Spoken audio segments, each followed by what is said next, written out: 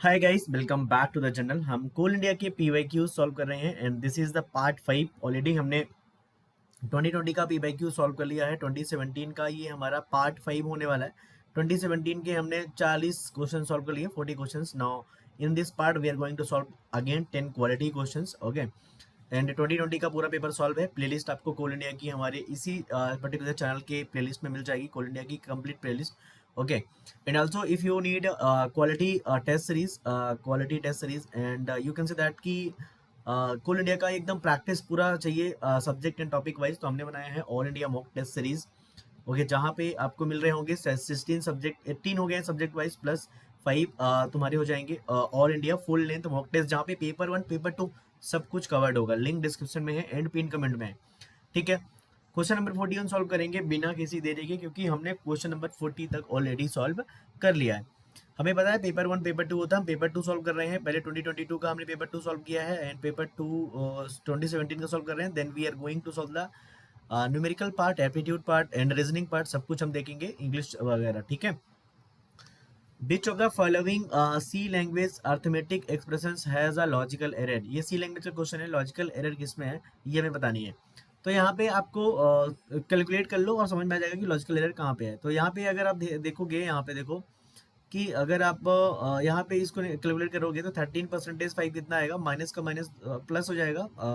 तो कितना आएगा, दोनों को डिवाइड करने पे परसेंटेज कितना आएगा, 3 आएगा, +3 हो जाएगा। तो इसका आंसर कितना हो जाएगा, 0 हो जाएगा। इसको हम कैलकुलेट कर सकते हैं। यहाँ पे देखो, यहाँ पे लिखा है 4/, पहले ये ब्रैकेट सॉल्व करेंगे तो ये 10 में से %2 कितना आएगा, 0 होगा, बाय 3 लिखा है। तो इसको अगर आप सॉल्व करोगे तो हो जाएगा 4/, ये फिर से यहाँ पे 0 हो जाएगा। 4/0 will give the logical error, क्योंकि हम किसी भी नंबर को 0 से डिवाइड नहीं कर सकते। सो यहाँ पे हमारा जो लॉजिकल एरर आ रहा है ऑप्शन नंबर बी पे आ रहा है। आप ऑप्शन नंबर सी और डी दोनों सॉल्व करोगे, ऑप्शन नंबर सी और डी दोनों को सॉल्व करोगे, आप आसानी से सॉल्व कर सकते हैं। You can calculate. तो ये सी लैंग्वेज हो या नॉर्मल मैथमेटिक्स हो, अगर आप लोग को नॉर्मल मैथमेटिक्स भी आती थी तो आप बी को टिक कर सकते थे। ठीक है, विद इन 1 मिनट इस क्वेश्चन को सॉल्व किया जा सकता था। Answer is B for this question and this is very easy question. You can say that very easy question, very easy. ठीक है, सो ऐसे क्वेश्चन अगर आते हैं तो आपको ऐसे दिमाग लगाना है, उससे तुरंत सॉल्व करना है। क्वेश्चन नंबर 42 पे आते हैं। 40 हमारा जो 1 है वो सॉल्व हो चुका है। ठीक है, 42 पे आते हैं। So this is also from the digital logic, DLD पे ये क्वेश्चन है and this is also a basic question only, basic question. और लेक्चर नंबर अब मिनिमाइजेशन जब पढ़ते हो बुलियन अलजेब्रा का लेक्चर, उसका ही क्वेश्चन है, तीसरे चौथे लेक्चर का ही है। ठीक है, तो सबसे पहले हम बोलते हैं De Morgan's law. D Morgan's law क्या होता है, एक्स प्लस वाई का अगर होल कॉम्प्लीमेंट लिखा है तो ये हो जाता है एक्स कॉम्प्लीमेंट वाई कॉम्प्लीमेंट। देखो प्लस है तो यहाँ पे ये मल्टीप्लाई में चला जाता है। अगर एक्स बाई का होल कॉम्प्लीमेंट लिखा है हो जाता है X complement plus Y complement. ये होते हैं डी मॉर्गन्स लॉ। तो डी मॉर्गन्स लॉ यहाँ पे ये दिख रहा है मुझे, तो ए का क्या हो जाएगा, सेकेंड हो जाएगा। तो ऑप्शन नंबर डी तो सीधे फिनिश हो गया यहाँ से, क्योंकि हमारा सेकेंड तो होना ही है। ठीक है, अब यहाँ पे देखते हैं इन्वोल्यूशन लॉ क्या होता है। इन्वोल्यूशन लॉ अगर आप बात करेंगे तो यहाँ पे हमारा इन्वोल्यूशन लॉ मतलब होता है, ये होता है अगर हम खुद का कॉम्प्लीमेंट लेंगे, एक्स का कॉम्प्लीमेंट खुद कर लेंगे तो हमारा वैल्यू क्या आएगा, एक्स आएगा। तो बी का आंसर क्या होगा, यहाँ पे 1 होगा। तो B1 कहाँ पे है, यहाँ केवल B1 केवल यहाँ पे है, तो B यहाँ पे है तो मतलब ये सही होगा। फिर भी आप मैच कर सकते हैं। ये हमारा जो ऑप्शन नंबर सी है वो क्या है, एब्जॉर्प्शन लॉ है, क्योंकि यहाँ पे एब्जॉर्ब कर लिया, एक्स जो बाहर है वही आंसर हो जाता है, इसको एब्जॉर्प्शन लॉ बोलते हैं। तो हमारा यहाँ पे सी का क्या हो गया, डी का कितना हो गया, थर्ड हो गया। फिर हमारा ये डिस्ट्रीब्यूशन लॉ हमें पता होता है, डिस्ट्रीब्यूशन लॉ होता है, तो हमारा ये सी का कितना हो जाएगा, यहाँ पे सी का चौथा हो जाएगा। So this is the answer. बहुत ही इजी क्वेश्चन ये भी। ठीक है, अगर अगर कोई मुझे ये बोलता है सर मुझे इन्वोल्यूशन नहीं पता है, ठीक है, पहली बार मैंने समझ आता है, आप डिस्ट्रीब्यूटिव पता है, आपको एब्जॉर्प्शन पता है, डीमॉर्गन पता है, इन तीनों से ही कर सकते थे आप क्वेश्चन को सॉल्व। ठीक है, जरूरी नहीं कि आपको पूरा बताओ, डीमॉर्गन, डिस्ट्रीब्यूटिव और एब्जॉर्प्शन तो पता ही रहा होगा। अगर हो सकता है किसी को एक्स कॉम्प्लीमेंट कॉम्प्लीमेंट को इन्वोल्यूशन बोलते हैं, ये नहीं पता रहा हो। ठीक है, बट ये तीनों चीज तो पता ही होती है, आप बहुत बार यूज करते हो। ठीक है, हमें फॉर्मूले पता होते हैं, कभी कभी नाम नहीं पता होता है, but still this is a very easy question. So option number C is the correct for this particular question. ठीक है, बहुत इजी क्वेश्चन अभी तक दोनों 41 और 42 जो हमने सॉल्व किए हैं। ठीक है, 43 पे आते हैं। Which of the following statement is false. Again ये काउंटर पे है, काउंटर मतलब हमारा DLD पे ही है, डिजिटल लॉजिक डिजाइन पे ही है, counters synchronous and asynchronous counter. ठीक है, Johnson counter is a synchronous counter, this is the correct answer. ठीक है, ये हमारा सिंक्रोनस काउंटर है। Ripple counter is an synchronous counter, this is also true. Asynchronous counter are slower than synchronous counter, correct, क्योंकि यहाँ पे clock जो होती है सिंक में नहीं होती है। सिंक्रोनस में एक साथ सारी क्लॉक करती है, बट असिंक्रोनस में हर एक क्लॉक को पिछली वाली क्लॉक का वेट करना पड़ता है कि हमें इनपुट कब मिलेगा, ठीक है। So these all are the correct. A counter में काउंट अप और count down but can't count both up and down, गलत। तो हमारा काउंटर जो होता है अप एंड डाउन दोनों काउंट, कोई भी काउंटर हो, मतलब बहुत सारे काउंटर्स ऐसे हम डिजाइन कर सकते हैं कि वो अप भी काउंट करे, डाउन भी काउंट करे। तो option number D is the wrong answer. It is also one of the easy question from the counter, not tough question, very easy question from the counters. Okay, question number 43। अभी तक हमें जो 3 question solve किए हैं, these all are the very easy questions. You can't say that कि sir these are the tough questions. Okay, now this question, let's see question number 44। Consider the following relational schema R and S along with their tuple sets. हमारे पास एक R A B दिया हुआ है, ठीक है। सो are हमारे पास A B करके दिया हुआ है, जो हमारा रिलेशनल अलजेब्रा है, इसमें टपल्स दिए हुए हैं, ठीक है। ये हमारे टपल्स रखे हुए हैं यहाँ पे एस ए दिया हुआ है। एस ए को हमने फिल्टर किया है, एक हमने अलग सा रिलेशन बनाया एस, जिसमें केवल एक कॉलम है, उसमें ए है और ए की कुछ वैल्यू रखी हुई है। What is the value of T R percentages where divide represents the relational algebra divisional operation. तो इसका मतलब क्या है वो हम समझाएंगे आपको, ठीक है। सबसे पहले हम जो हमारा आर है उसको लिख लेते हैं। सबसे पहले हमारे पास A1 B1 है, यहाँ पे मैं पूरा टेबल लिख लेता हूँ तो आपको समझ में आएगा। A1 B1, फिर हमारे पास A2 B1 है, फिर हमारे पास A3 B1 है, फिर हमारे पास A4 B1 है, correct. A1 B1, A2 B1, A3 B1, A4 B1, फिर हमारे पास A1 B2 है, A1 B2, करेक्ट। फिर हमारे पास A3 B2 है, A3 B2 है, करेक्ट। यहाँ पे हम इसको हटा के नीचे लिख देते हैं A3 B2, ठीक है। हमारे पास A3 B2 है, करेक्ट। फिर A2 B3 है, A3 B2 के बाद A2 B3 है, फिर हमारे पास A3 B3 है, फिर A4 हमारे पास क्या है, A4 B3 है, ये हो गया। यहाँ पे लिख देता हूँ मैं A1 B4 है हमारे पास, और A2 B4 है हमारे पास, और A3 B4 है हमारे पास, ठीक है। ये हमारे पास A4 B3 है, ठीक है। अब आपको ये चीज समझ में आ गई होगी। नाउ हमारे पास ये आर ए बी है। अब देखो यहाँ पे एस हमारे पास जो है, एस में केवल एक ही कॉलम है, ए है, और ए में क्या है, A1 A2 A3 है, ठीक है। तो आर परसेंटेज एस का मतलब होता है, आर परसेंटेज एस का मतलब होता है कि जो हमें ऐसी चीज निकालनी है जो एस की हर एक वैल्यू के लिए सेटिस्फाइड करे आर में। एस क्या है हमारे पास, एस क्या है, A1 A2 A3। अब अगर A1 A2 A3 सभी कॉलम्स में है, उसका बी हमें सेलेक्ट करना है, क्योंकि हमें बी में आंसर बताना है। तो अगर A1 A2, देखो हमें A1 A2 3 चेक करना है, सभी में होना चाहिए। देखो यहाँ पे B1 में चेक करो, अगर B1 में A1 B है, A2 B है, A3 है, then we are going to select B1। तो हमारा आंसर क्या हो जाएगा, B1 हो जाएगा। और B1 को हम कहाँ डालेंगे, टी में डालना है हमें, टी में, तो टी और बी में डालना B1, ठीक है। अगर मैं B2 की बात करूँ, B2 में हमारे पास A1 है, A3 है, बट हमारे पास B2 में A2 नहीं है, तो B2 we are not going to select. फिर यहाँ पे अगर बात करें B3 की, तो B3 में देखो A2 है, A3 है, बट हमारे पास B3 में A4 है, ठीक है। बट हमारे पास A4 चाहिए नहीं था, हमें A1 चाहिए था, क्योंकि A1 A2 A3 चाहिए था। A2 A3 है बट A1 नहीं है, तो we are not going to select B3 again. B4 की बात करें, A1 भी है, A2 भी है, A3 भी है, तो B4 we are going to select. तो डिवीजन ऑपरेटर क्या बोलता है कि B1 और B4 यहाँ पे हमारा क्या हो जाएगा, सेलेक्ट हो जाएगा। तो B1 B4 का है आंसर, ऑप्शन नंबर सी। तो आपको आर परसेंटेज एस का मतलब समझ में आया क्या। एस की जितनी भी वैल्यूज हैं, एस की जितनी भी वैल्यूज हैं, अगर वो किसी एक पर्टिकुलर वैल्यू बी के एक पर्टिकुलर वैल्यू पे हैं सभी वैल्यूज, तो हम उसको क्या कर देंगे, सेलेक्ट कर देंगे। This is the division operator. So division operator, this is the not a easy question, you can say it is a medium question. Medium question, division operator अगर आपको नहीं पता है, then you can solve this question.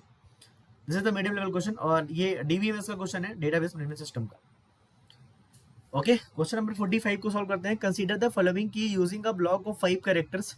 तो हमारे पास key दिया हुआ है, using a block of 5 characters the encryption of the message networking using the transposition cipher is, ठीक है। तो वो बोल रहे हैं कि अगर कोई भी टेक्स्ट हमारा ऐसा होगा, प्लेन टेक्स्ट होगा, तो उसकी यहाँ पे देखो आपको थोड़ा सा कॉमन सेंस लगाते हैं तो ये क्वेश्चन बन सकता है। जैसे मैं बोलूँ किसी का नाम मान लो RAVIS है, रवि एस है, ठीक है। तो प्लेन टेक्स्ट अगर मेरा ऐसा है, तो उसका साइफर टेक्स्ट ऐसा हो जाएगा। मतलब इसको जो हम कन्वर्ट करेंगे उसको रिवर्स कर देंगे, फिफ्थ पोजीशन को फर्स्ट पे कर देंगे, फर्स्ट और फोर्थ को सेकंड पे कर देंगे, मतलब इसको रिवर्स कर देंगे तो SIVAR हो जाएगा इसका।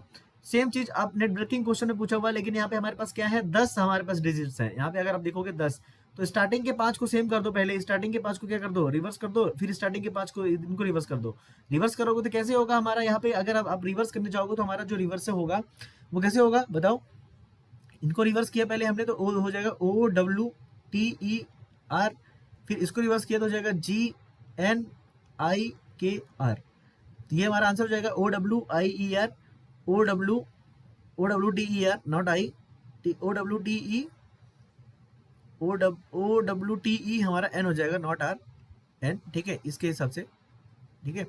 तो ये हमारा मतलब इनको पहले आपको क्या कर दो, रिवर्स कर दो, तो OWTEN हो गया, फिर इसको रिवर्स कर दो, तो यहाँ पे जाएगा GNIKR, ठीक है। तो answer is C, I think. Basic very easy question. जो प्लेन टेक्स्ट दिया हुआ था, प्लेन टेक्स्ट मतलब क्या, प्लेन टेक्स्ट मतलब नॉर्मल टेक्स्ट, उसको हम क्या कर रहे हैं, इनक्रिप्ट कर रहे हैं। एक मतलब मैं किसी को एक चीज भेजना चाहता हूँ, उसको इनक्रिप्ट करके, मतलब उसको किसी फॉर्म में इनकोड करके भेजना चाहता हूँ। तो मैं अगर रवि एस भेज रहा था, तो रवि एस को इनकोड करके क्या भेजूंगा, SIVAR, और उसको एक की भी भेजूंगा, ठीक है। ये आप इंटरेस्टिंग डिस्क्रिप्शन जब आप पढ़ोगे नेटवर्क सिक्योरिटी में, then you will get it. So option number C is the correct. तो ये इजी क्वेश्चन तो नहीं था, बट थोड़ा सा अगर आप बुद्धि लगा लेते, दिमाग एग्जाम में अगर लगा पाते, तो you could have solve this question. अगर ऐसा क्वेश्चन आएगा तो सॉल्व कर लेना दिमाग लगा के थोड़ा सा। ओके, क्वेश्चन नंबर 46 आते हैं, TOC का ये क्वेश्चन है। If every production of a grammar is of the form of alpha derives beta, तो अल्फा डेराइव्स बीटा फॉर्म का हमारा एक प्रोडक्शन होगा, where alpha less than equal to beta, so alpha is less than equal to beta, और of form S derives epsilon, where provided S does not appear on the RHS, ठीक है। हमारा S जो होगा, जो हमारा terminal होगा, इस साइड नहीं होगा, ठीक है, any production, then the grammar is said to be. तो देखो, अगर हम बात करें, हमारे पास type 0, type 1, type 2, type 3 grammar होते हैं। अगर अल्फा डेराइव्स बीटा होता है, अल्फा डेराइव्स बीटा, जहाँ पे हमारे पास अल्फा जो होता है वो होता है अगर मान लो मेरा जो अल्फाबेट है, ठीक है, अगर आप थोड़ा सा मैं अगर इसको और एलोबरेट करना चाहूँ, ठीक है, तो हम टाइप 1, टाइप 0, टाइप 1, टाइप 2 तीनों को समझते हैं कि कैसे होता है। अगर कल के दिन आपको टाइप 1, टाइप 2, टाइप 3 पूछ लिया, तो आपको वहाँ पे बताना बनना चाहिए। तो अगर मेरे पास मान लो सिंबल है A+B, ए बी है, ठीक है, तो हमारा जो टाइप 0 ग्रामर होता है वो होता है कि A+B स्टार, या हम ऐसा मान लेते हैं, चलो A+B नहीं मानते, एक टर्मिनल और वेरिएबल मान लेते हैं, number of terminals and variables मान लेते हैं, ठीक है। So we are telling that कि टर्मिनल को T लिख देते हैं और वेरिएबल को V लिख देते हैं, ऐसा हमारे पास ग्रामर है, एक ग्रामर G है। तो हमारा टाइप जीरो जो होता है वो बोलता है कि T+B+T प्लस, मतलब एक तो लेना पड़ेगा कम से कम, ये it can derive B+T star, और ये बोलता है कि यहाँ पे B+T plus can derive B+T+T star, जहां पे इसको अगर अल्फा बोलो, यहाँ को बीटा बोलो, alpha less than equal to क्या होना चाहिए, बीटा होना चाहिए। मतलब ये टाइप 1 ग्रामर की क्या है, डेफिनेशन है। समझ में आया क्या आपको? और यहाँ पे variable derives variable plus terminal होता है, स्टार होता है। यहाँ पे हमारा V डिराइव्स VT स्टार होता है, या T स्टार V होता है, ठीक है, रेगुलर ग्रामर के लिए। तो alpha less than equal to beta बराबर क्या होता है, टाइप 1 ग्रामर, ठीक है, टाइप 1 इज द आंसर। अब TOC अगर आपने नहीं पढ़ा है तो आपको ये समझ में नहीं आ रहा होगा मैं क्या समझा रहा हूँ, बट टाइप 1 का एक क्या होता है, ये this is the rule of the type 1 grammar की इस फॉर्मेट का टाइप 1 ग्रामर होना ही चाहिए। So this is the question number 46, ठीक है। 47 पे आते हैं। 47 is from the I think CN computer network से है ये question. Assume that a source S and destination D are connected through 5 intermediate router।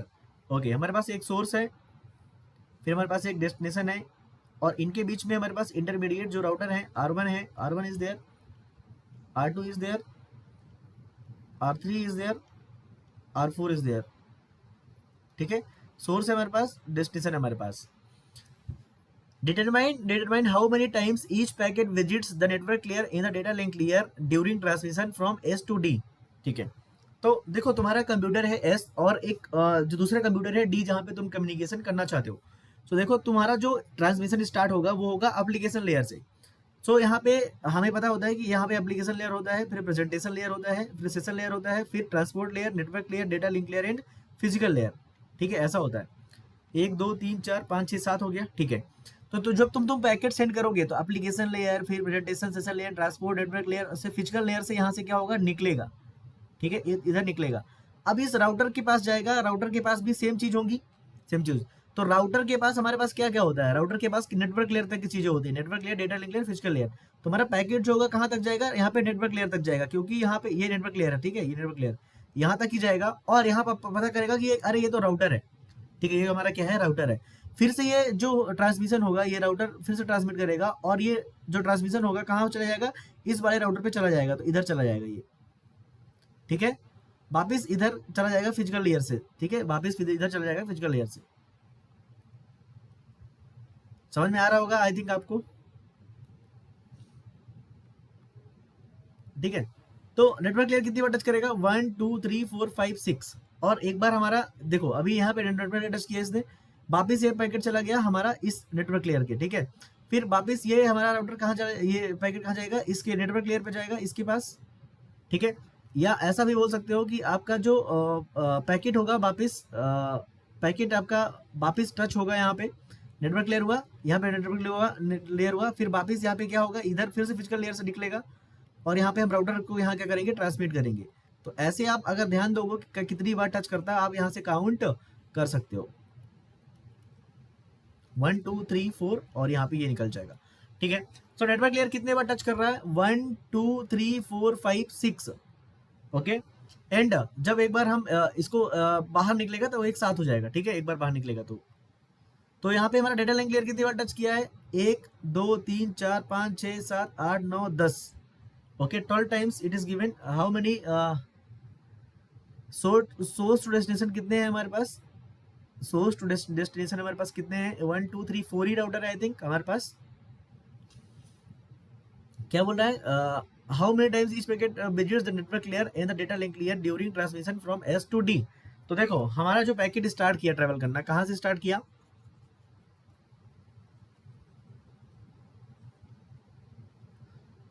ठीक है। हमारा पैकेट यहाँ पे फिजिकल लेयर से निकला, पहली बार नेटवर्क लेयर टच किया, डेटा लिंक लेयर टच किया, फिर हमारा ये पैकेट जाएगा किसके पास, राउटर के पास, और राउटर को पता चल गया कि हमारा क्या है, नेटवर्क लेयर है, ठीक है, नेटवर्क लेयर।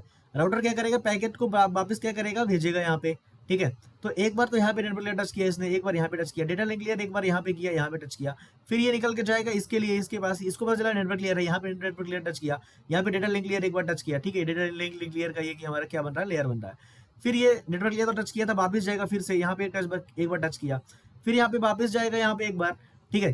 तो यहाँ पे हमारा वापस एक बार नेटवर्क लेयर को टच किया करेगा, डेटा लिंक लेयर को, फिर यहाँ पे वापस जाएगा, ठीक है, नेटवर्क लेयर को एक ही बार टच कर रहा है ना यहाँ पे, फिर हमारा यहाँ पे जाएगा वापस टच करेगा नेटवर्क लेयर, फिर हमारे यहाँ पे वापस आएगा और टच करेगा इसको, किसको टच करेगा यहाँ पे,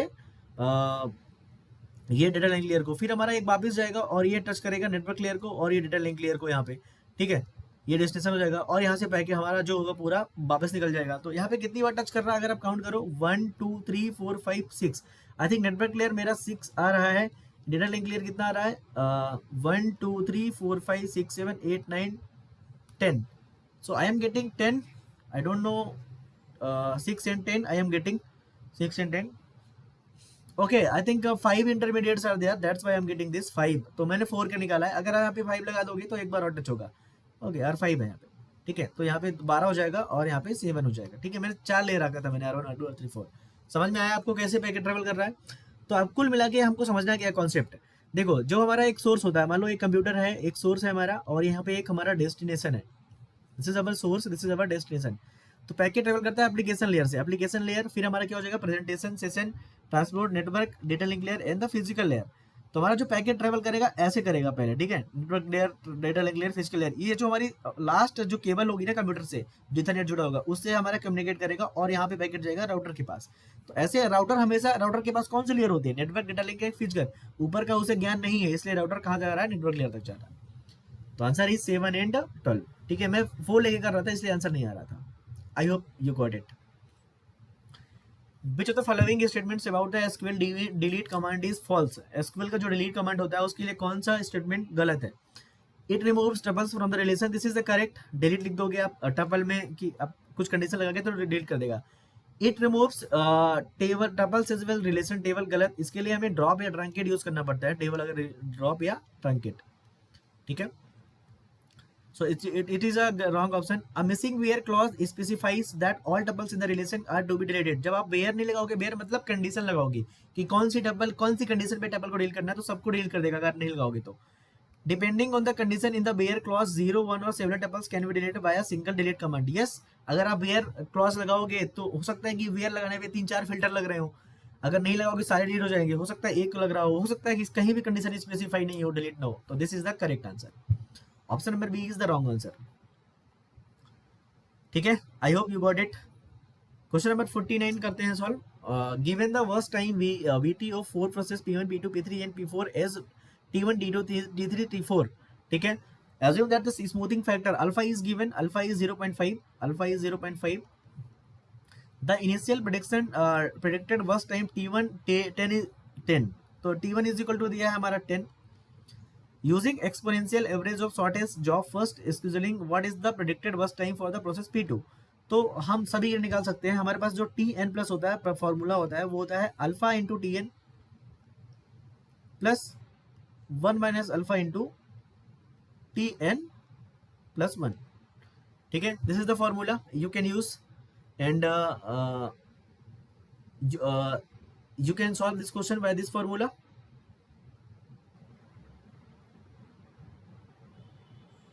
ओके सो हाँ, यहाँ पे जो मैंने फॉर्मूला लिखा है, सो Tn इज इक्वल टू जो हमारा होता है यहाँ पे स्मॉल Tn होता है जो हमारा प्रेडिक्टेड, जो हमारा टाइम दिया होता है. Formula I missed. Okay, so let it check again, we can solve it. Alpha into small Tn plus 1 minus alpha into capital Tn, जो हमारा प्रेडिक्टेड टाइम दिया हुआ है ये वाला. ठीक है, और ये हमारे स्मॉल T1 है. अब आप T2 निकाल सकते हो. Tt इज इक्वल टू जाएगा अल्फा मतलब 1/2 इंटू Tn मतलब पहले T1 मतलब इसको यूज करो, कितना हो जाएगा 4 प्लस 1 माइनस अल्फा मतलब अगेन 1/2 इंटू Tn कितना दिया हुआ है 10 दिया हुआ है. तो यहाँ से T2 कितना हो जाएगा आपको, यहाँ पे 4 बटा तो कितना होता है 2 प्लस 5, T2 हमारा कितना हो जाएगा 7 हो जाएगा. ठीक है, T2 हमारा कितना हो गया यहाँ पे 7 हो गया. ठीक है, T3 कितना हो जाएगा, T3 हो जाएगा 1/2 इंटू T2. T2 कितना दिया हुआ है, T2 कौन सा T2, ये T2 कितना दिया हुआ है यहाँ पे 8 दिया हुआ है.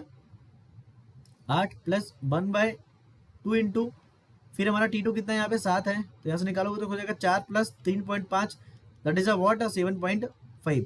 ऐसे आप T4 निकाल लो, T5 निकाल लो. T5 जो होगा वही हमारा आंसर होगा. स्मॉल टी वाला जो हमारा वैल्यूज है वो यहाँ से मिल रहा है और कैपिटल टू हम निकाल रहे हैं क्योंकि कैपिटल T1 हमारा स्टार्टिंग में दिया हुआ था. ठीक है, तो आंसर आपने निकालोगे तो 6.875 यूनिट टाइम आ रहा है. आपका क्या आ रहा है, let me know in the comment section. Easy question है ये भी. अगेन अगर आपको नहीं बन रहा था क्वेश्चन तो आप ऐसा डरो मत. ठीक है, कोई दिक्कत नहीं है. एग्जाम में 1-2 क्वेश्चन ऐसे आते हैं जो आपको डराते हैं. In order to sort a list of the numbers, question number 50, using the radix sort algorithm. Radix sort अगर आपने नहीं पढ़ा तो ठीक है, ठीक है, आप एक बार पढ़ लेना जाके. वैसे आता नहीं है रेडिक्स सॉर्ट, पता नहीं क्यों दे दिया इन्होंने. We need to extract the individual digits of positive decimal number, the ith digit from the right of the number n is given by. तो अगर मान लो 63295 है, तो मान लो थर्ड मुझे सेकेंड डिजिट लास्ट राइट से निकालनी है, तो क्या हो जाएगा आंसर 9 हो जाएगा. तो यहाँ पे देखो, अगर मैं ये नंबर दिया मेरा, तो n इज इक्वल टू कितना दिया हुआ है 63295 दिया हुआ है. अगर सेकेंड से मुझे राइट से सेकेंड डिजिट निकालना है, मतलब i बराबर 2 सेकेंड डिजिट निकालना है. अब आप फार्मूला यहाँ पे जो भी रखा हुआ है उनमें वैल्यू फिट करके देख लो, आंसर 9 आना चाहिए, वही आपका आंसर हो जाएगा. समझ में आएगा. तो ऑप्शन नंबर क्या हो जाएगा, ए यहाँ पे करेक्ट हो जाएगा. तो ये हो जाएगा, ये आपका लॉजिकल रीजनिंग का क्वेश्चन हो गया, रेडिक्स सॉर्ट का हुआ ही नहीं. समझे बात को.